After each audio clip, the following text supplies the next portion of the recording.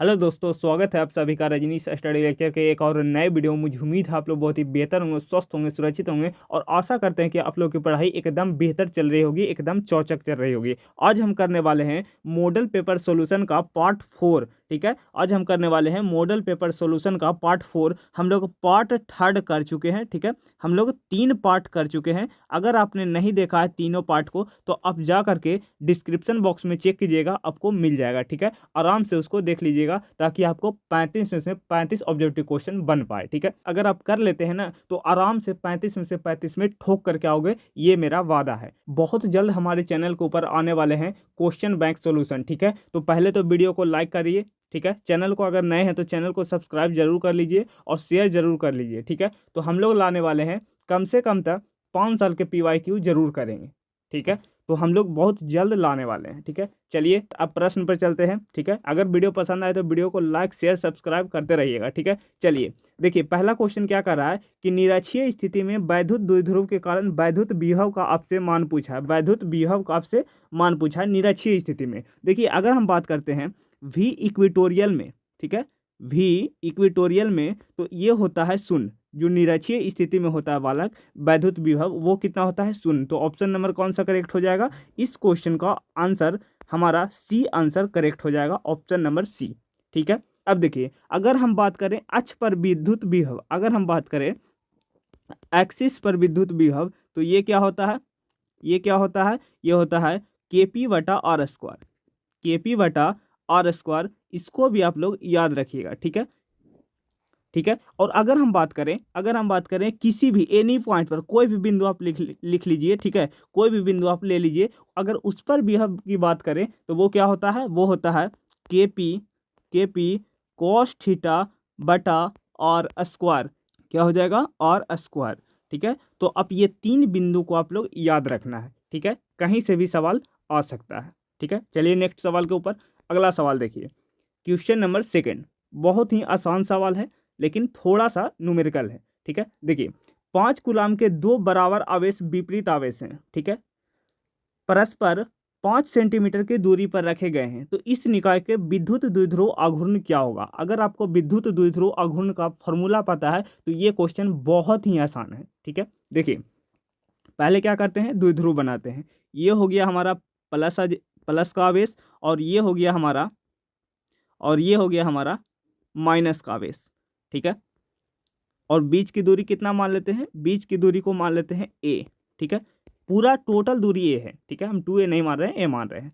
ठीक है, अब देखिए यहाँ हो जाएगा प्लस आवेश कितना हो जाएगा? 5। यहाँ पर ये भी माइनस आवेश कितना हो जाएगा? माइनस का 5। ठीक है, अब देखिए हमारा जो द्विध्रुव आघूर्ण का जो फॉर्मूला होता है वो होता है P बराबर Q इंटू ए। ठीक है, P बराबर Q इंटू 2a होता है। ठीक है, अगर ठीक है मान लेते हैं कि यहाँ 2a ले लेते हैं। ठीक है, तो यहाँ भी 2a हो जाएगा। ठीक है, कोई दिक्कत की बात नहीं है। अब देखिए हमें दूरी कितना दिया गया है, मतलब 2a का मान दिया गया है। हमें 2a का मान कितना दिया गया है? 5 सेंटीमीटर। ठीक है, अब इसको मीटर में बदलेंगे। तो कितना हो जाएगा? 5 इंटू 10⁻⁻²। ठीक है, फॉर्मूला में रख दीजिए। तो P बराबर, देखिए कोई एक आवेश को ले लीजिए। ठीक है, हम प्लस आवेश को लेते हैं तो 5 इंटू, देखिए अब देखिए 5 इंटू, देखिए 2a का मान कितना है? 5 इंटू 10⁻²। ठीक है, अब देखिए 25 इंटू 10 कितना हो जाएगा? -2। ठीक है, ऑप्शन नंबर कौन सा करेक्ट हो जाएगा? ऑप्शन नंबर बी इस क्वेश्चन का राइट आंसर हो जाएगा। ऑप्शन नंबर बी इस क्वेश्चन का राइट आंसर हो जाएगा। ठीक है, ऑप्शन नंबर बी। ठीक है, तो फॉर्मूला आप याद रखिएगा, आराम से न्यूमेरिकल आपको बनते चलेंगे। ठीक है, बोर्ड में उतना हार्ड न्यूमेरिकल नहीं आता है, सिंपल फॉर्मूला बेस आता है। ठीक है, देखिए अब अगले प्रश्न को देखिए। अगला प्रश्न कहता है किसी धातु का परावैद्युतांक होता है। किसी धातु का परावैद्युतांक होता है, कितना होता है? ठीक है, आपसे किसका पूछा गया है? धातु का पूछा गया है। तो धातु का जो परावैद्युतांक होता है बालक, मतलब जो एप्सिलॉन आर का मान होता है वो कितना होता है? धातु के लिए वो होता है अनंत। वो कितना होता है? अनंत। धातु के लिए कितना होता है? अगर हम धातु के लिए बात करें तो वो होता है अनंत। ऑप्शन नंबर कौन सा करेक्ट आंसर हो जाएगा? ऑप्शन नंबर डी हमारा राइट आंसर हो जाएगा। ठीक है, धातु के लिए बोले तो अनंत। ठीक है, अगर हम बात करें हवा के लिए, हवा के लिए जो एप्सिलॉन आर का मान होता है वो कितना होता है, वो होता है 1। हवा के लिए जो एप्सिलॉन आर का मान होता है वो होता है 1, ठीक है। लेकिन अगर हम बात करें अन्य माध्यम के लिए, अन्य माध्यम के लिए, ठीक है, अगर हम माध्यम चेंज कर रहे हैं, कोई और माध्यम है, तो उसका क्या होता है, उसका जो एप्सिलॉन आर का मान होता है वो होता है 1 से बड़ा हो जाएगा, 1 से बड़ा हो जाएगा। एप्सिलॉन आर का जो मान हो जाएगा वो 1 से बड़ा हो जाएगा, ठीक है। अब ये तीनों कंडीशन को आप लोग याद रखिएगा। धातु के लिए क्या होता है अनंत, हवा में क्या होता है 1, ठीक है, और अगर अन्य माध्यम की बात करें तो 1 से ज़्यादा, ठीक है। क्लियर है। चलिए आगे बढ़ते हैं अगले सवाल के ऊपर। देखिए हम क्वेश्चन वही करवाते हैं बालक जो आपको एग्जाम में देखने को मिलेगा, ठीक है, क्योंकि हर एक क्वेश्चन PYQ ही होता है, ठीक है। मॉडल पेपर में भी वही दिया गया है, ठीक है। अब देखिए वैद्युत संबंधित किरचॉफ का द्वितीय नियम संबंध रखता है। किरचॉफ का द्वितीय नियम किससे संबंध रखता है, ठीक है। 4 ऑप्शन दिए गए हैं, बताइए इसका करेक्ट आंसर कौन सा हो जाएगा। जो द्वितीय नियम है बालक वो काम करता है ऊर्जा संरक्षण के सिद्धांत पर। किससे संबंध रखता है, ऊर्जा संरक्षण के सिद्धांत पर। मतलब ऑप्शन नंबर कौन सा करेक्ट हो जाएगा, ऑप्शन नंबर सी इस क्वेश्चन का राइट आंसर हो जाएगा। ऑप्शन नंबर सी इस क्वेश्चन का राइट आंसर हो जाएगा, ठीक है। अगर हम बात करें किरचॉफ का प्रथम नियम, किरचॉफ का, ठीक है, किरचॉफ का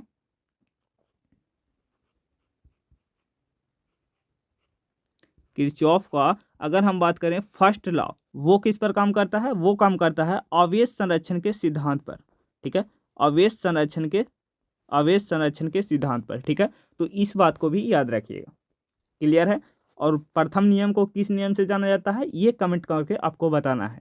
प्रथम नियम का एक दूसरा नाम भी है, वो आपको कमेंट बॉक्स में लिखना है, ठीक है। किरचॉफ का प्रथम नियम, ठीक है। अगले सवाल को देखिए, कहता है कि फोटो सेल आधारित है। फोटो सेल किस नियम पर आधारित है, तो वो किस पर आधारित है, वो किस पर आधारित है, प्रकाश विद्युत प्रभाव पर, मतलब फोटो इलेक्ट्रिक इफेक्ट पर। ऑप्शन नंबर कौन सा करेक्ट हो जाएगा, ऑप्शन नंबर बी इस क्वेश्चन का राइट आंसर हो जाएगा, ठीक है। फोटो सेल बोला है तो प्रकाश विद्युत प्रभाव पर ही होगा भैया। चलिए आगे बढ़ते हैं अगले सवाल के क्वेश्चन। अगला सवाल देखिए, चुंबकीय क्षेत्र बी में स्थित एम वेक्टर चुंबकीय आघूर्ण वाले धारा पास द्वारा अनुभूत बल आघूर्ण का मान क्या होगा। आपसे बल आघूर्ण यानी कि टाउ का मान आपसे पूछा है, बल आघूर्ण का मान क्या होगा। देखिए जो टाउ होता है, टाउ वेक्टर बराबर होता है वो होता है M cross V, M cross V vector, M cross B vector, M cross V vector. Option number कौन सा करेक्ट हो जाएगा, ऑप्शन नंबर ए हमारा राइट आंसर हो जाएगा, ठीक है, ऑप्शन नंबर ए। क्लियर है। चलिए आगे चलते हैं, ठीक है। एक सवाल का इतना सोल्यूशन दे देते हैं कि आप लोग का अगर कहीं से भी क्वेश्चन पूछे तो आराम से बन जाना चाहिए, ठीक है। अब देखिए स्वप्रेरकत्व का ऐसे मात्रक आपसे पूछा है, ठीक है, कितनी बार ये बता चुके हैं, ठीक है। तो बताइए इसका आंसर क्या होगा, स्वप्रेरकत्व का ऐसे मात्रक। तो देखिए स्वप्रेरकत्व का ऐसे मात्रक होता है वो होता है हेनरी, वो होता है हेनरी। ऑप्शन नंबर कौन सा करेक्ट हो जाएगा, ऑप्शन नंबर डी इस क्वेश्चन का राइट आंसर हो जाएगा, ठीक है। अगर सवाल में ठीक है ये हेनरी न दे करके ये दिया गया है न्यूटन मीटर पर एम्पियर स्क्वायर, ठीक है। तो ये भी किसका होता है बालक, ये भी होता है स्वप्रेरकत्व का ही, ये भी होता है स्वप्रेरकत्व का ही, ठीक है। अगर हम बात करें बीमा का, ठीक है, अगर हम बात करें बीमीय सूत्र का, ठीक है, बीमीय सूत्र क्या हो जाएगा, देखिए इसका जो बीमीय सूत्र हो जाएगा वो हो जाएगा ML2T-2 A-2, ठीक है। ये हो जाएगा इसका बीमीय सूत्र, ठीक है। कौन सी राशि है, ये एक अदिश राशि है। स्वप्रेरकत्व कैसी राशि है, अदिश राशि है, ठीक है। ये सभी आपको पॉइंट याद होना चाहिए, हर एक पॉइंट आपको याद होना चाहिए, ठीक है। क्लियर है। चलिए अगले सवाल के ऊपर देखिए। अगला सवाल देखिए बालक, दो खेवा हम इसलिए दोहराते हैं कि अगर आप सिर्फ सुन भी लेते हो ना तो आपको कहीं ना कहीं ये चीज़ें याद हो जाएगा, और अगर आप एग्जाम में बैठिएगा तो हाँ हम पढ़े हैं, ठीक है, तो आप आराम से टिक करके आ जाइएगा, ठीक है, इसलिए हम दोहराते हैं, ठीक है। चलिए अगले सवाल देखिए, कहता है थोरियम का जिसका परमाणु क्रमांक 90 है और परमाणु द्रव्यमान कितना है 230 है, ठीक है, के परमाणु में न्यूट्रॉनों की संख्या आपसे पूछा है, ठीक है, न्यूट्रॉनों की संख्या आपसे पूछा है। तो न्यूट्रॉनों की संख्या कैसे निकालते हैं, जो न्यूट्रॉनों की संख्या निकालते हैं बालक वो निकालते हैं एटॉमिक मास में से माइनस करते हैं एटॉमिक नंबर को, ठीक है, ऐसे निकालते हैं न्यूट्रॉनों की संख्या। अब देखिए एटॉमिक मास कितना है 230, इसमें से माइनस किसको करेंगे, एटॉमिक नंबर को, कितना है 90, ठीक है। ये सोल्व करिएगा तो ये आ जाएगा 140, मतलब 140। ऑप्शन नंबर कौन सा करेक्ट हो जाएगा इस क्वेश्चन का? ऑप्शन नंबर सी हमारा राइट आंसर हो जाएगा, ऑप्शन नंबर सी। ठीक है, तो इसको निकालने के लिए याद रखिएगा। ठीक है, क्लियर है? चलिए आगे बढ़ते हैं। अगला सवाल बालक देखिए, कहता है म्यू नोट एप्सिलॉन नोट के पावर 1/2 का मान क्या होगा? देखिए आप एक रिलेशन पढ़े होंगे, सी बराबर होता है 1 बटा अंडर रूट क्या होता है म्यू नोट एप्सिलॉन नोट। ठीक है, आप इसको ऐसे भी लिख सकते हो, कैसे? सी बराबर, इसको आप ऐसे भी लिख सकते हो, कैसे? देखिए 1/म्यू नोट एप्सिलॉन नोट के पावर 1/2। ठीक है, ऐसे लिख सकते हो। और इसको जब ऊपर लेके जाओगे बालक तो क्या हो जाएगा? सी बराबर म्यू नोट एप्सिलॉन नोट। ठीक है, एप्सिलॉन नोट के पावर कितना हो जाएगा? माइनस का 1/2। ठीक है, अब देखिए यही तो आपसे पूछ रहा है कि म्यू नोट एप्सिलॉन नोट के पावर माइनस का 1/2 का मान होता है, तो वो किसके बराबर है? सी के बराबर है। सी क्या है? प्रकाश का वेग। तो हमारा प्रकाश का वेग का जो मान होता है वो कितना होता है? 3 × 10⁸ मीटर पर सेकेंड। देखिए ऑप्शन नंबर कौन सा करेक्ट हो जाएगा? ऑप्शन नंबर ए हमारा करेक्ट आंसर हो जाएगा इस क्वेश्चन का। ठीक है, ऑप्शन नंबर ए इस क्वेश्चन का करेक्ट आंसर हो जाएगा। ठीक है, कभी कभी ये फॉर्मूला आपसे डायरेक्ट पूछ देगा। ठीक है, तो देखिए इतना रिलेशन करके हम बताएं, क्यों बताएं? ताकि आप सीख सकें। ठीक है, आप करेक्ट आंसर तक पहुंच सके, आप अपना कॉन्सेप्ट बरियार कर सकें। ठीक है, वरना हम डायरेक्ट टिक करके चले जाते हैं, हमें कोई मतलब नहीं था। ठीक है, तो इसलिए बताएं कि इससे अगर कहीं भी से भी क्वेश्चन आ जाए तो आप आराम से टिक कर लीजिएगा। ठीक है, चलिए नेक्स्ट सवाल के ऊपर। अगला सवाल 2 मार्क्स का क्वेश्चन है बालक, इस सवाल को करिए। कहता है www तथा फैक्ट्स की व्याख्या करें। मतलब इसका व्याख्या करें फिर इसका व्याख्या करें। ठीक है, ये 2 मार्क्स का क्वेश्चन है। ठीक है, अगर ये क्वेश्चन आपको आता है तो आपकी तैयारी बेस्ट है। ठीक है, और अगर नहीं आता है तो कोई बात नहीं, आप याद कर लीजिए। ठीक है, देखिए इसका आंसर क्या होगा। आप इंटरनेट पर कुछ भी सर्च करते होगे तो वही है, देखिए www। ठीक है, नहीं बोलता है www.com। ठीक है, तो वही है बालक। देखिए अब इसका उत्तर देखिए www का पूरा नाम वर्ल्ड वाइड वेब है। ठीक है, क्या नाम है? पूरा नाम। पहला बात ये याद रखिएगा कि पूरा नाम क्या है? World wide web. ठीक है, दूसरा पॉइंट देखिए, कहता है कि वर्ल्ड वाइड वेब HTML या HTTP वेब सर्वर या वेब ब्राउज़र पर काम करता है। किस पर काम करता है? पहला HTML, दूसरा HTTP वेब सर्वर या वेब ब्राउज़र पर काम करता है। ठीक है, किसी भी वेबसाइट के नाम पर अभी अभी बोले हैं कि कोई चीज़ भी अगर गूगल पर सर्च करिएगा तो ये आएगा www. ठीक है, तो ये आता है। तो किसी भी वेबसाइट के नाम को उसका URL मतलब यूनिफॉर्म रिसोर्स लेक्टर, ठीक है, भी कहा जाता है। जब हम किसी वेबसाइट को खोलना चाहते हैं तो ब्राउज़र का ठीक है, प्रोग्राम के पत्ते वाले बॉक्स, ठीक है, जो बॉक्स होता है, बॉक्स या एड्रेस बार में उसका नाम URL भरा देते हैं। ठीक है, अगर किसी चीज़ को अगर सर्च मारिएगा, ठीक है, तो कॉपी करके लाइएगा तो उसमें क्या होता है, बॉक्स में हम लोग भर देते हैं, उसके बाद हम लोग सर्च मारते हैं। ठीक है, वही है www. ठीक है, आगे देखिए फैक्स क्या है बालक। देखिए फैक्स क्या है, देखिए फैक्स मशीन एक ऐसा डिवाइस होता है जिसका इस्तेमाल डॉक्यूमेंट को इलेक्ट्रॉनिकली सेंड करने के लिए होता है, वो भी एक टेलीफोन नेटवर्क के माध्यम से किया जाता है। फैक्स का अर्थ मशीन में ट्रांसमिशंस होते हैं जिन्हें कि सेंड किया जाता है, जिसे फैक्सेस कहा जाता है। फैक्स का फुल फॉर्म होता है शॉर्ट फॉर फैक्सिमिली। ठीक है, चलिए अगले सवाल के ऊपर। क्लियर है? स्क्रीनशॉट आराम से ले लीजिएगा। ठीक है, इंपॉर्टेंट सवाल है, ये एग्जाम में आया हुआ है। ठीक है, ये सवाल। चलिए नेक्स्ट सवाल के ऊपर। अगला सवाल देखिए, नाभिकीय विखंडन और नाभिकीय संलयन के बीच अंतर समझाइए। नाभिकीय विखंडन और नाभिकीय संलयन के बीच अंतर आपको समझाना है।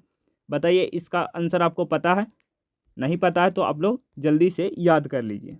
ठीक है, देखिए क्वेश्चन, नाभिकीय विखंडन और नाभिकीय संलयन में अंतर है। देखिए पहले आपको कैसे लिखना है, देखिए नाभिकीय खंडन और नाभिकीय संलयन में निम्नलिखित अंतर है, ऐसे करके लिखना है। ठीक है, पहला देखिए, नाभिकीय विखंडन में इस प्रक्रिया में भारी नाभिक लगभग समान द्रव्यमान के दो नाभिकों में विभक्त होते हैं। ठीक है, जो भारी नाभिक रहता है समान द्रव्यमान के, वो दो भाग में क्या होता है, विभक्त होता है, वो कहलाता है नाभिकीय विखंडन। ठीक है, अब देखिए नाभिकीय संलयन में देखिए, इस प्रक्रिया में दो हल्के नाभिक संयुक्त होकर के भारी नाभिक बनाते हैं। मतलब दो हल्का हल्का नाभिक, मतलब दो हल्का हल्का इस प्रकार से नाभिक होते हैं और दोनों एक दूसरे से जुड़ करके एक भारी नाभिक का निर्माण करते हैं। ठीक है, ये होता है नाभिकीय संलयन। ठीक है, इसमें क्या होता है, इसमें अलग अलग होता है, इसमें क्या होता है, जुटता है।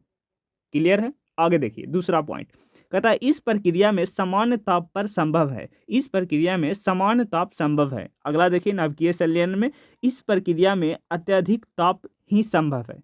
ठीक है, इसमें समान ताप संभव है और इसमें अत्यधिक ताप संभव है। ठीक है, तीसरा पॉइंट देखिए, प्रति विखंडन विमुक्त ऊर्जा अधिक होता है। प्रति विखंडन विमुक्त ऊर्जा अधिक होता है। इसमें देखिए थर्ड पॉइंट, प्रति संलयन विमुक्त ऊर्जा कम होता है।